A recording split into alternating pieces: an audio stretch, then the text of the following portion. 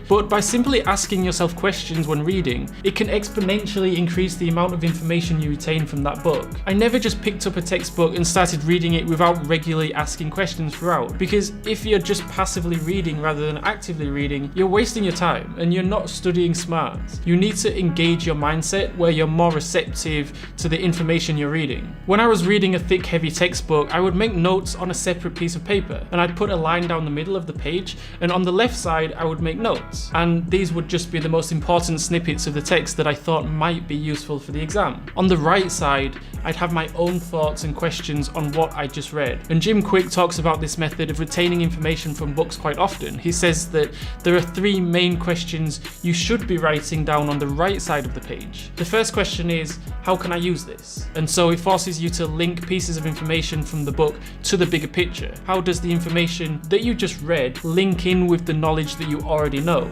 And what happens at this stage is that your brain is linking these new pieces of information to things that you already know and strengthening your neural network, therefore making it easier to remember in the future. The second question is, when will I use this? What this question does is that it adds urgency. When is your exam coming? Is it in 2 weeks or 3 weeks or in 2 months maybe? Often when you're reading a textbook, you're just skimming through it passively because you're not engaged in the reading. There's no urgency there.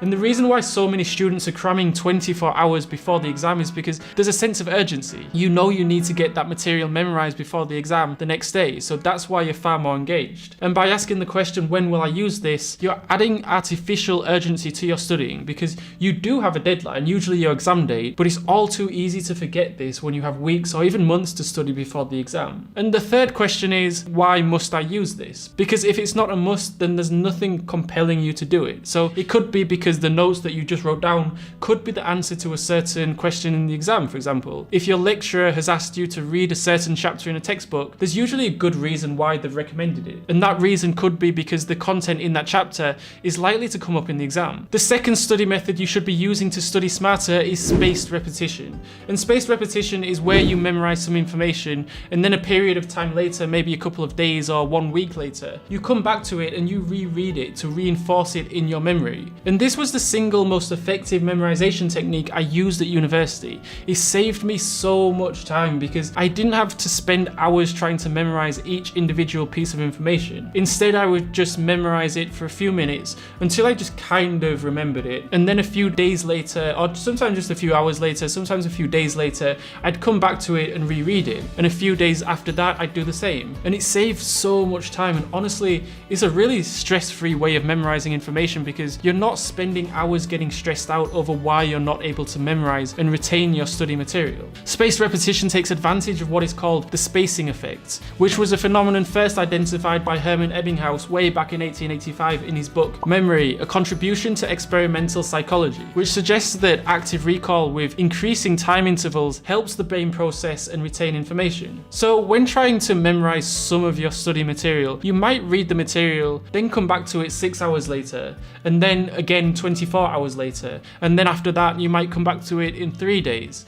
And as soon as you start to solidify the information into your memory, the periods in between the time you read it will increase to 7 days, even 14 days and upwards. And every time you come back to review the information, you'll realize that you'll start to remember the material better each time, to the point where if you had a question in the exam, you'd be able to remember everything perfectly. One caveat to using this memorization technique is that you need to be organized and start preparing for your exams well in advance. Obviously, if you're cramming in your revision for your exam tomorrow, this isn't going to work as well. However, the next study method utilizing the Pareto principle just might help you. The Pareto principle. The Pareto principle, also known as the 80-20 rule, suggests that 80% of outcomes results in 20% of the causes. So for example, it's very likely that 80% of the grades that you achieve come from 20% of your studying. So you need to prioritize this 20%. But what exactly does this mean? When you're studying, there are some tasks that you'll be doing that are not that important. They won't directly help you with your final exams. And this is the 80% of your study. And these tasks might include background reading from your textbooks or completing homework assignments from the lecturer. Then there are tasks that do directly affect your grade. And this is the 20% of your studying that you need to prioritize. This involves answering past paper questions and consolidating and summarizing lecture notes in preparation for your exam. Your brain can only retain a certain amount of information before, over time, it starts to forget. And late 19th century German psychologist Hermann Ebbinghaus dubbed this the forgetting curve. have. So if you're trying to make your studying as efficient as you can and study as smart as possible, it's important that you spend more time focusing on the study areas that will directly affect your exam paper. And this often means you don't need to read whole textbooks, but rather just focus on areas that you think or that you know will be in the exam. Feynman technique. When you're studying for an exam, it's important that you put effort into truly understanding the information. It's extremely difficult to memorize and recall something if you don't understand what it is or what it means. And if you forget some part of it, you'll not be able to continue because you've only memorized the order of the words, not the actual meaning. So what you should do is read the entire piece of information and rewrite it or reword it in your own words. The Feynman technique is a good way of testing yourself to see whether you truly do understand something. The Feynman technique involves teaching the content that you have just learned to others, and it involves 4 basic steps. Step 1, study. This is as simple as it gets, just sit down and study a topic. Step 2, and here's the interesting part, teach what you just learned when you were studying to someone with zero knowledge of the subject, but make sure that your books and notebooks are closed. You should teach someone who hasn't even read the basics of the field you're studying. Simplify the concepts to the greatest extent possible. Use pen and paper or a whiteboard to draw diagrams if necessary, just like a teacher would. So for a high school student, imagine explaining it to a 6th schooler for a university student. You just have to assume that the person has no knowledge of the topic. Step 3. Observe which parts of the topic you were able to explain well and which parts you couldn't explain well. And now go back to the book and try to understand the topics once again. If while you were explaining the topic you noticed that you used a lot of academic jargon, bear in mind that it may be because you didn't understand the topic well enough. You should be able to explain complex topics in very basic terminology. Step 4.